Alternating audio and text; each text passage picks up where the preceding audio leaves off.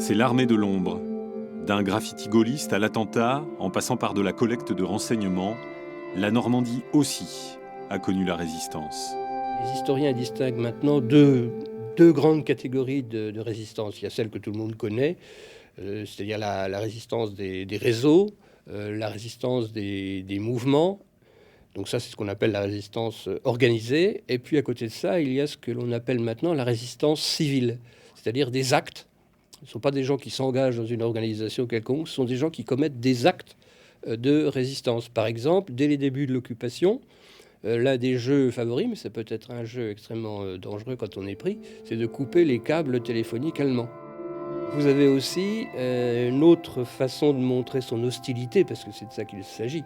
Ce sont les enterrements d'aviateurs alliés, qui sont relativement nombreux.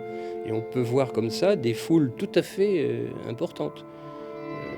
Notamment à Vire, en 1942, vous avez, d'après la police, comme on dirait de nos jours, non pas les gens qui ont défilé, mais la police, 2000 personnes. 2000 personnes à Vire. À Aulnay-sur-Odon, où est tombé un bombardier anglais, vous avez plus de 1000 personnes. Combien étaient-ils dans la région ? Pour tenter de le savoir, on peut compter les demandes de cartes CVR, combattants volontaires de la résistance, effectuées après la guerre. Si on additionne les cartes CVR qui ont été attribuées dans la basse Normandie, on arrive à peu près à 2000 personnes. Donc 2000 résistants organisés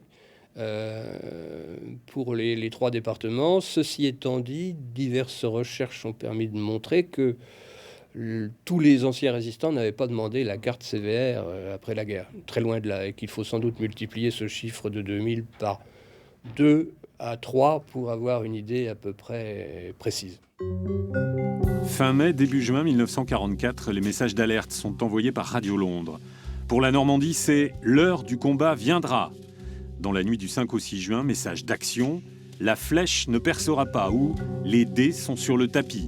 Rien à voir avec les vers de Paul Verlaine, qui ont bien été transmis mais ne concernaient pas la Normandie.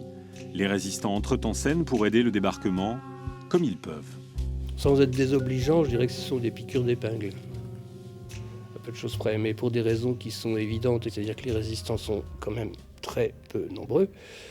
Et au début du mois de juin 1944, ils sont encore moins nombreux parce que dans tous les départements bas-normands, la police allemande a fait véritablement des ravages. Les prisons sont pleines. Donc la résistance est très souvent décapitée. Que pouvait en effet une poignée d'hommes et de femmes contre les 5 à 600 000 soldats de l'Axe qui ont combattu pendant la bataille de Normandie ? En revanche, en deçà du front, le rôle des résistants a été déterminant pour ralentir et désorganiser l'arrivée des renforts allemands.